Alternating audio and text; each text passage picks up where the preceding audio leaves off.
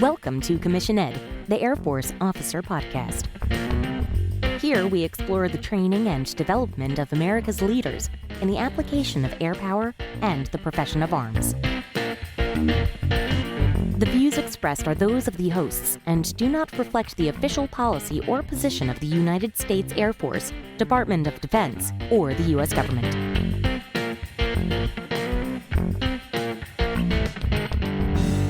Welcome back to another episode of Commission Ed, the Air Force Officer Podcast. I am Colin Slade. And I'm Reed Gann, and we're your hosts for Commission Ed.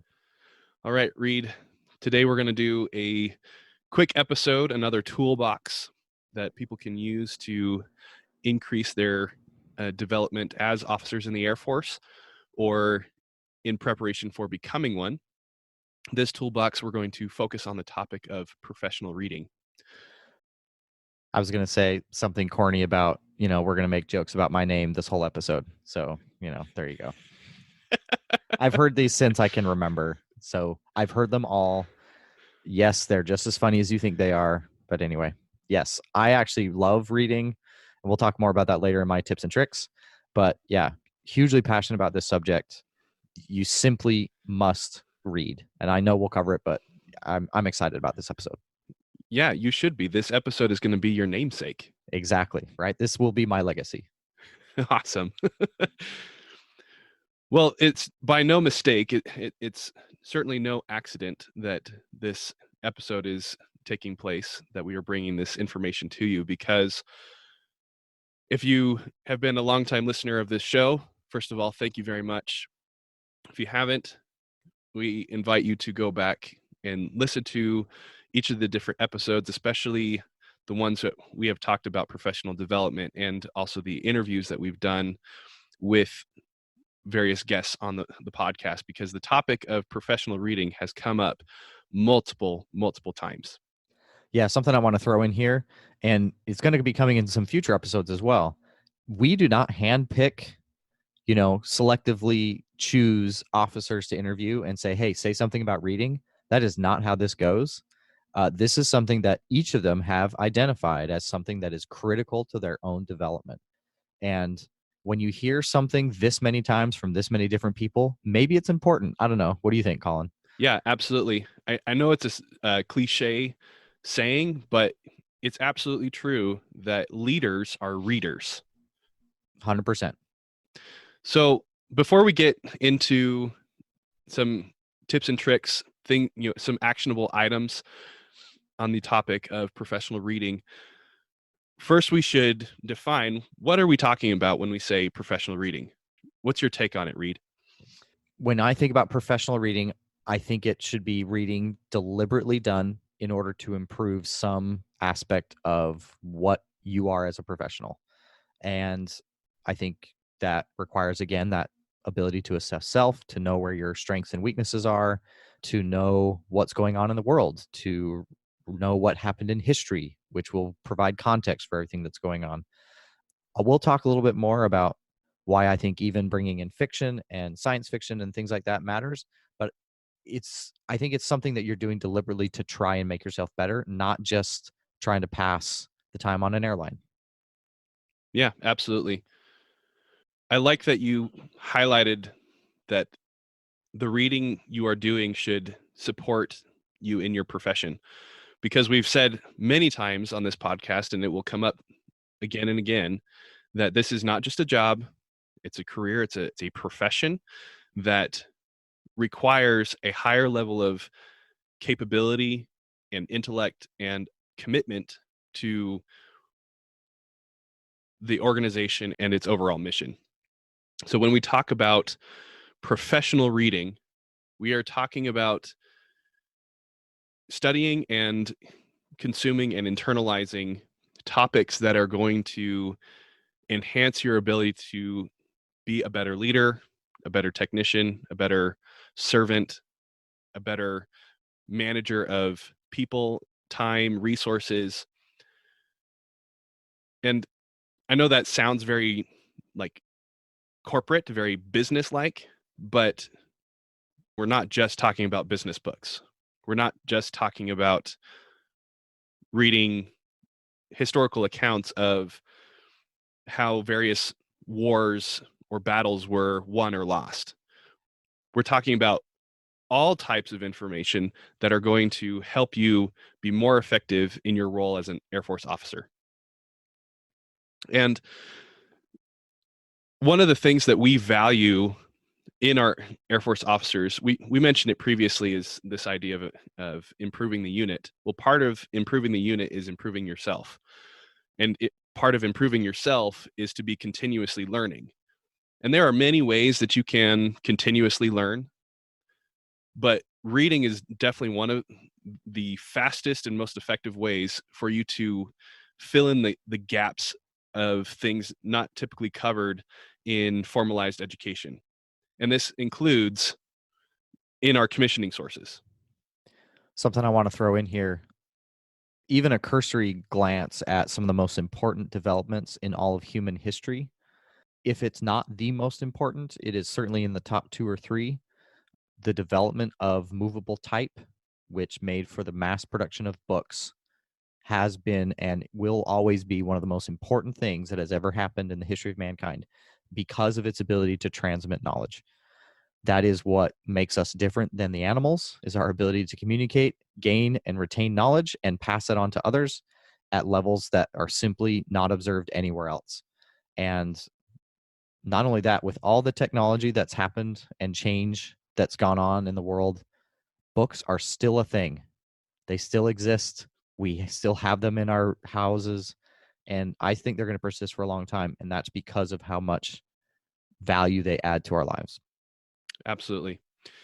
So with that cursory understanding of what professional reading is, let's talk briefly about why we think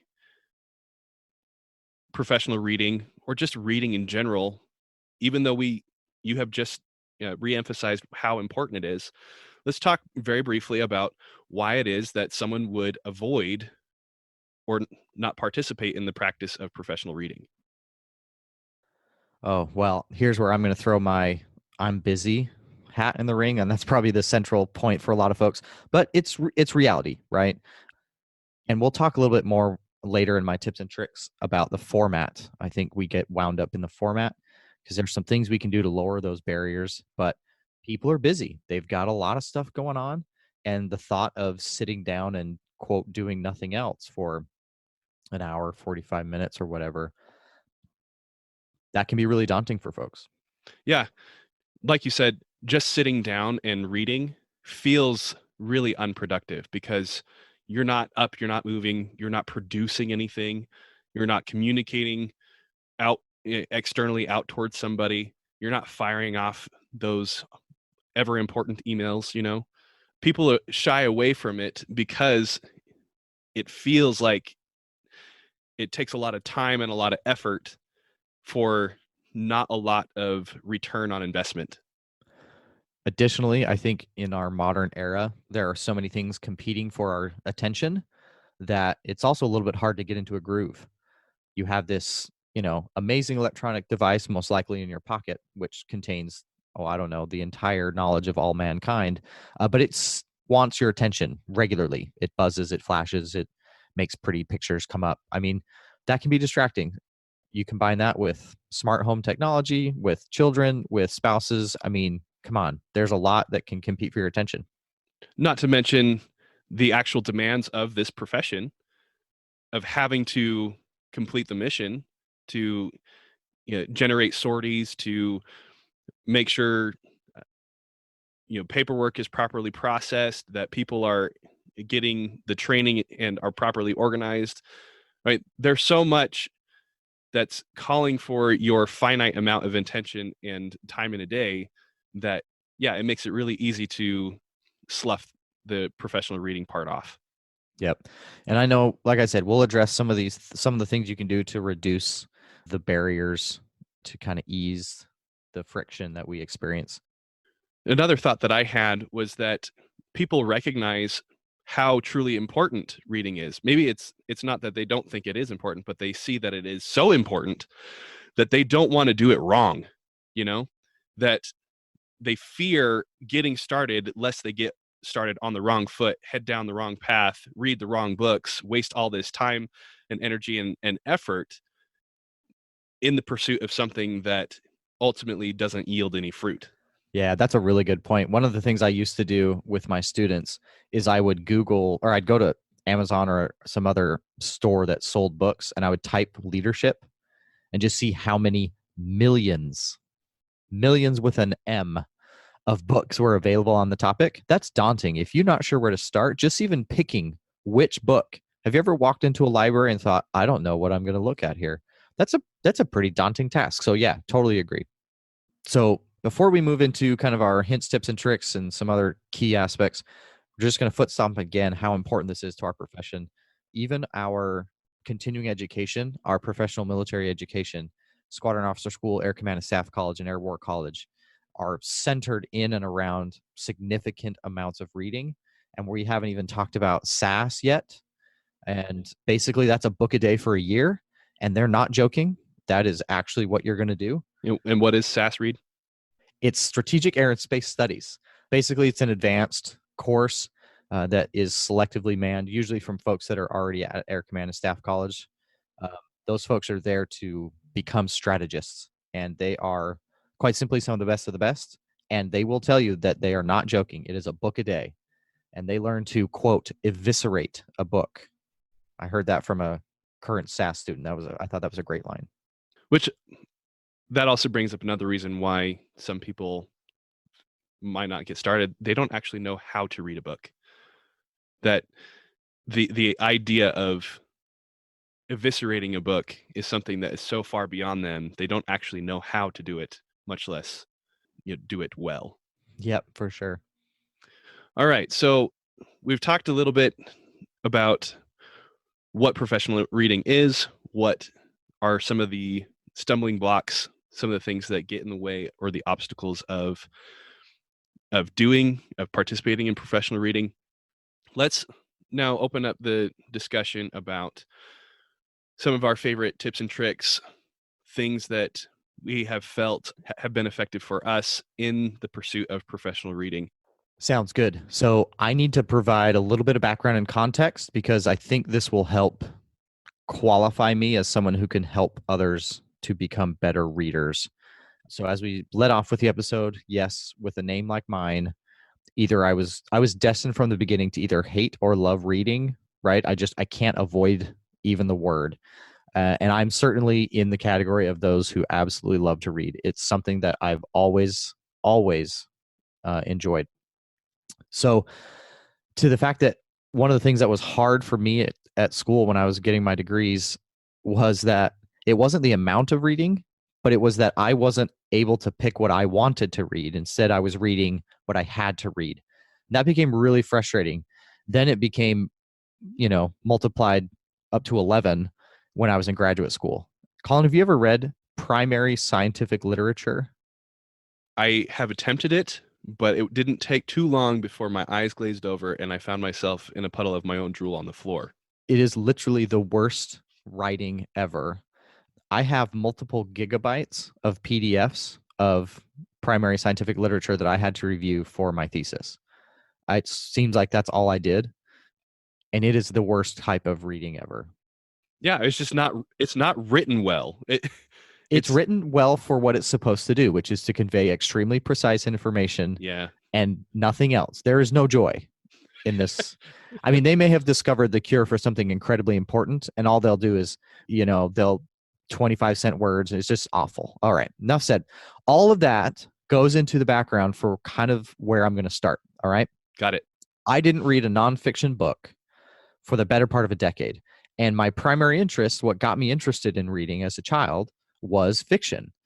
And that was very hard for me. So as soon as college was done, I immediately went to fiction because I was excited. I was graduated. I could get back to reading.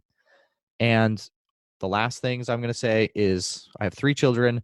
The first 2 are absolute consumers of books. We go to the library twice a week, and that is not often enough. And my 3rd child is well on her way to becoming another voracious reader. My wife was not a reader, and she is now.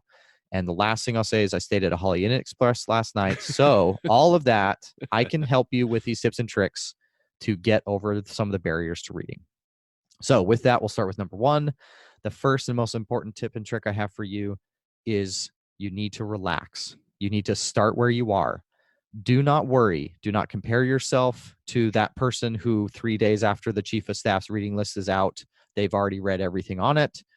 Do not worry about others. Focus on you and where you are. And it's okay if you haven't read a book in 10 years. That is fine. We're going to fix that. But start where you are and take the first step. So that's my first tip. I think a lot of people, Colin, we kind of talked about it, right? They compare themselves to others. They don't know where to start. And so it becomes overwhelming and then they just stop. So let's not do that. Let's just decide wherever I am is totally fine. I'm not going to compare myself to anybody else, and I'm going to take the first step today. Can I just point out something right there? Yeah, please. It's interesting to me to see how well that parallels exercise and fitness and living a healthy lifestyle. That so often we compare ourselves to the InstaFit models and are unwilling to get started in the process of getting stronger or faster or better at any sort of physical skill, because we compare ourselves to the Olympians or the strongmen or whoever that are already at the elite level and are there because they are genetic freaks to begin with. Or anything that we need to learn and grow, right? I am a mediocre at best guitar player. I enjoy it. But if I were to look at YouTube channels and clips of people playing songs that I'm trying to learn, I would develop a complex. I've watched you play, Colin. For example, you're a much better guitar player than me. If I were to say, I'll never be as good as Colin Slade, I will never be as good, right? So I just need to decide that it's okay where I am and start today and just take my first steps. Yeah, I love that principle. I love that you started there. For anything that you want to get better at in your life, and in this specific context, professional reading, start where you are. All right. So that's the first one. Start where you are. Tip number 2, at first, I don't want you to worry about the topic as much as I want you to find something you like. Anytime I hear someone say, I'm not a reader, my first thought is, you just haven't found the right book yet. I promise, you will find something written by someone in a way about a topic, whatever it is, that will grab you.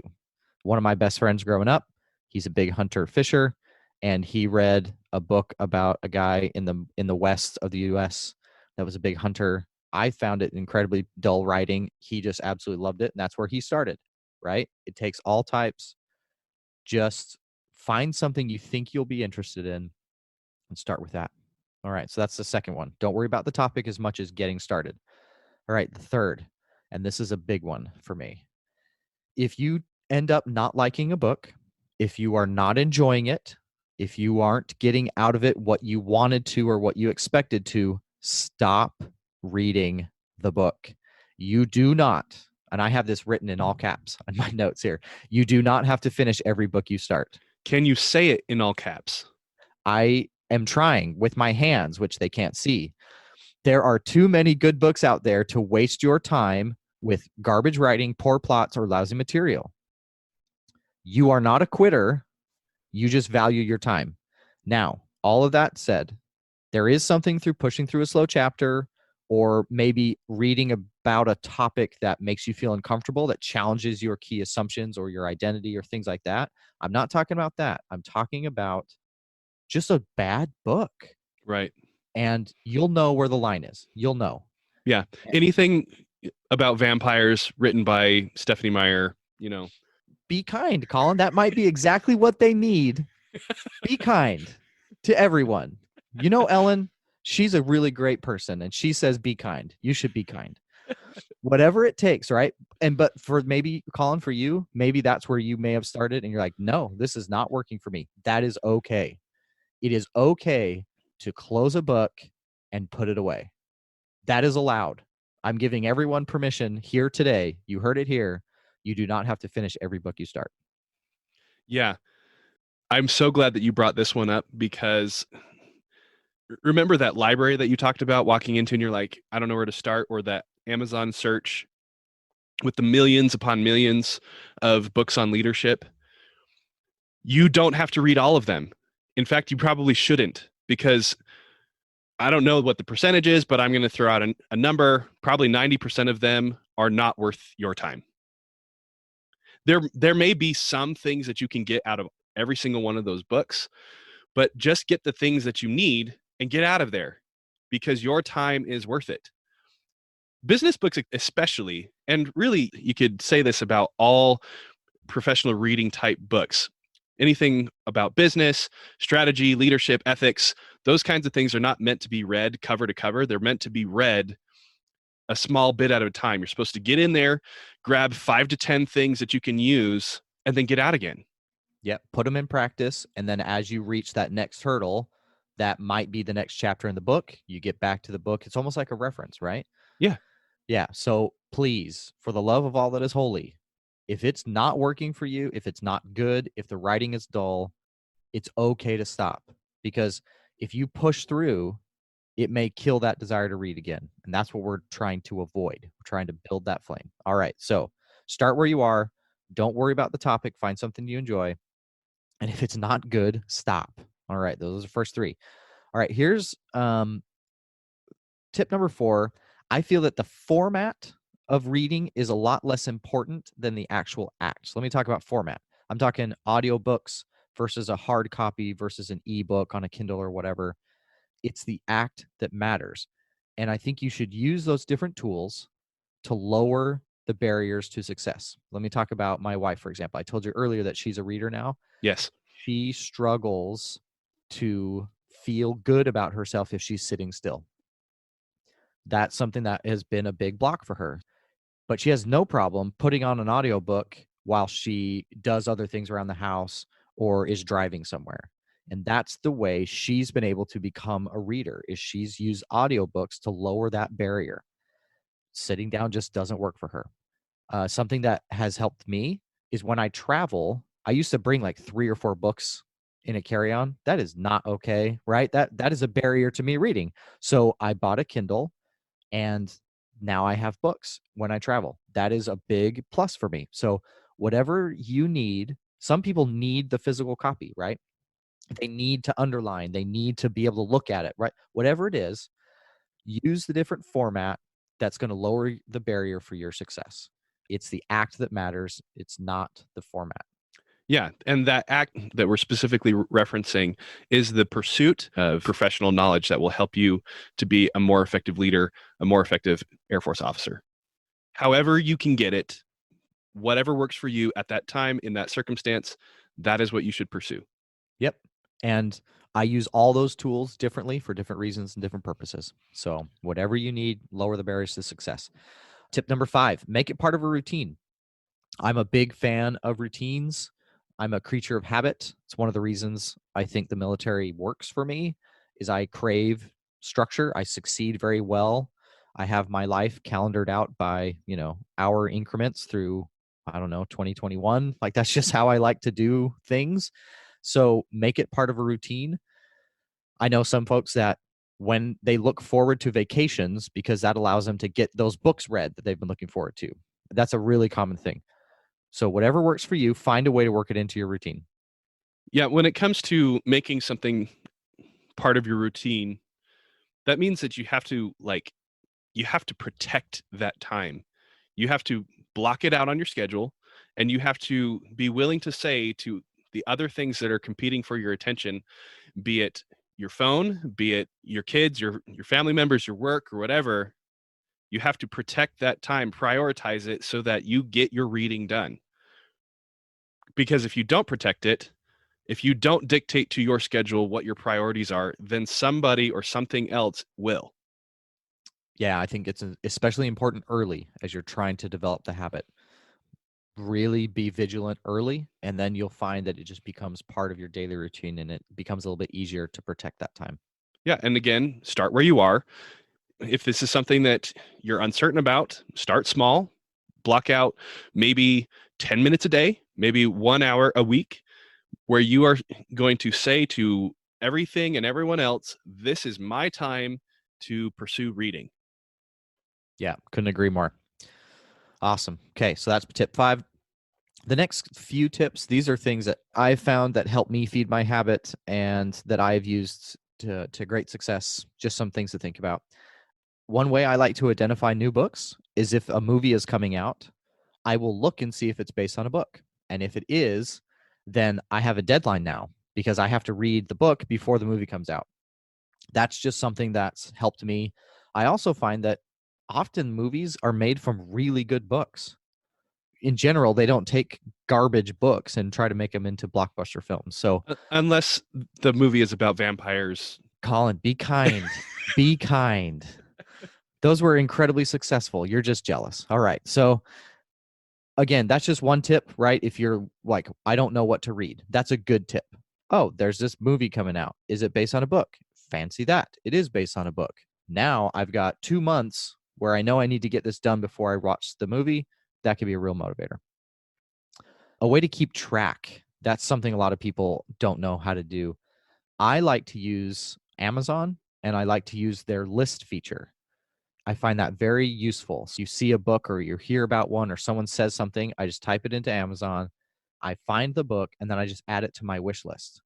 And that wish list, it's always present. I can look it up at work. I can look it up at home. I can use my phone. And it's just kind of nice to always have this running list. And then as people mention books, if it's already on my list, I'll move it up the list. And it's just, I don't necessarily always buy them. I don't use Amazon Kindle that way, but it's just something to keep track. There's a bunch of things. Goodreads is another app that you can use to keep track of your books. It even has a neat feature where you can use your phone on the camera on your phone and scan all the books you own, and it uploads them into your library. It's kind of a neat feature. I've used that for a long time, but I am always, always, always adding and subtracting, changing my list using that feature and others. So that's just a good way to kind of find and keep track of what you're trying to read. Another thing I really like, have you seen these called these take a book, leave a book locations? They're often at like public libraries, or sometimes you just see them at churches or other things like that, where there'll just be a bookshelf and it's like take a book, leave a book. Sometimes hotels will have them. Have you seen those around? Yeah, I have. Yeah. Can't say that I've participated in it, but I know what you're talking about. So some people are concerned about acquiring books. They don't like to gather a lot of stuff. And this is one way that I find really easy. If I found a book, I read it, it was okay, great. And then I can go to that location and maybe drop off a book and pick up something else. So that's just one way you can, if the amount of stuff is something you're worried about, that's one way you can kind of work your way around that. Last thing, this is something that I do. I will find and buy and keep the ones that matter the most to me. And I will actually display those. And it's kind of like, I don't know, an old Victorian man with his mounts of, African game on the wall. Yeah. That, when people walk into my den, which I don't own, or, I'm in a rented townhouse, who am I kidding? But it kind of shows to others that these things matter to me. And I find them great conversation topics. I've turned back to some of those books in the past. Some I've, highlighted important things to me, right? They will last generations. So those are some of my hints, tips, and tricks on how to start, how to foment that habit of reading. And then once you're kind of in it, these are some things that have worked for me in order to keep reading. And I will tell you, Colin, I have more books to read than I have years left in life. There's just more out there than I have time for. There's so much good out there. Start today from where you are. Yeah, and that's a good problem to have, Reed, that there are more good books than you have years left to live to read them. How sad would it be if there wasn't enough good, worthwhile knowledge worth pursuing to fill the rest of your life? Yeah. What a sad position that would be. I don't want to be in that place. All right. What might have been. Ugh. Exactly. Well, I really like your list of tips and tricks. I have only 2 that I want to add to it. Solid. Let's hear them. So the first one is don't be afraid to take notes. That you should pursue entering a piece of yourself, annotating your thoughts, your feelings, your questions, your agreements, your disagreements into the book in whatever format that you are using to consume it. Obviously, if you are reading a hard copy book, that means writing in the book. And don't be afraid to use a pen. I mean, you can use a pencil that can be erased, but the things that you write in the book at that point in that time was important to you, and will likely be important to you again at a later time. You want to go back and remember that. Can I throw the caveat in here that we're not talking about books from the library or those that you've borrowed from Yes. friends? I have to tell you, it's incredibly irritating when you get a book back and they've like staked a claim. You're like, oh, Yeah. okay, I guess you can have it now since you've clearly marked it, like some animal in the forest or something. Here, it's yours now. But just a little caveat. I want to throw that in there. Yeah, and on that note, one great way to take notes on a book is actually to not take notes in the book at all, but to have a system set up in like a set of index cards or a digital document that you keep on your computer where you take notes in the book, but not in the book.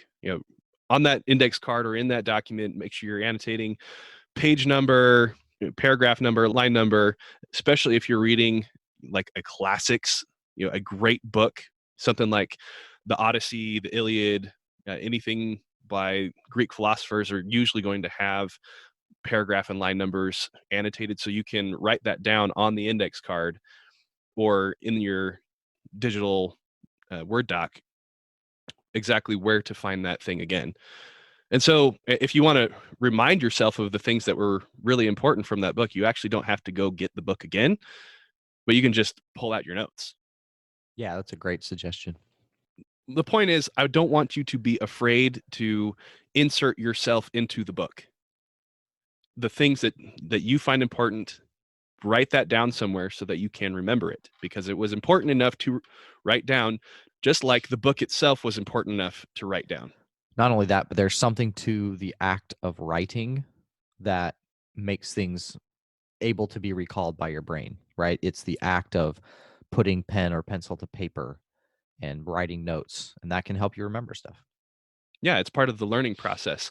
And another way to think about it, I'm going to use an analogy here of eating food, right? You can go to the store and you can purchase a really nice cut of meat, a beef brisket, a pork butt, or something like that, and you own it, but you haven't actually consumed it yet. It hasn't become part of you until you go through the act of cooking the thing, ingesting it, and processing it through your body.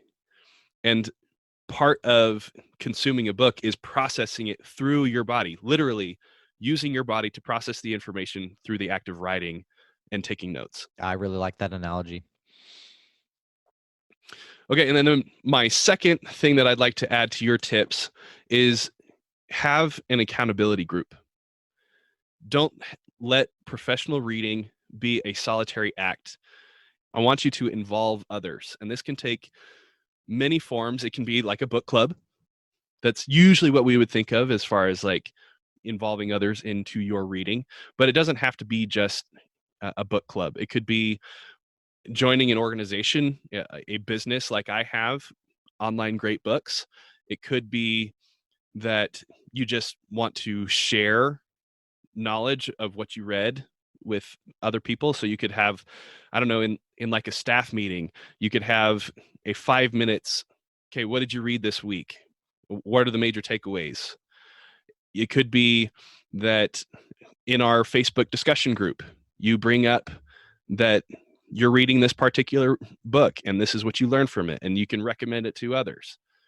The practice of sharing knowledge will then reinforce what you have read and help you get better at using it in your profession as an Air Force officer or in the pursuit of becoming one. So those are my two things. Don't be afraid to take notes, and then involve other people in your professional reading. Yep, I love it. Good suggestions. Well, Reed, we don't want to belabor this too much more. We just want to emphasize here that anybody that is listening to this podcast, and even those who are not, can and should benefit from the practice of professional reading. We hope that this episode is useful to you in the pursuit of that knowledge, in helping you become better Air Force officers and better servants of all those other people that should be reading as well. All right. Colin, I have one more question before we go. What are you reading right now? Well, so I just finished PCS to Corporate America by Roger Cameron. And I have just started How to Win Friends and Influence People by Dale Carnegie. Sounds good. So I am reading The Mission, the Men, and Me by Pete Blaber again. That is a fantastic book, and I've read it multiple times, and it's one of those that I need to kind of remind myself of every once in a while. So that's what I'm in the middle of right now. Awesome. All right. With that, thank you for listening to this week's episode of Commission Ed. Thank you for listening to Commission Ed, the Air Force Officer Podcast. The views and opinions of the authors expressed herein do not state or reflect those of the government and shall not be used for advertising or product endorsement purposes. Mention of any specific commercial products, process, or service by trade name, trademark, manufacturer, or otherwise does not necessarily constitute nor imply its endorsement, recommendation, or favoring by the U.S. government. The mention of companies by name is solely for the purpose of discussion and should not be implied as endorsement.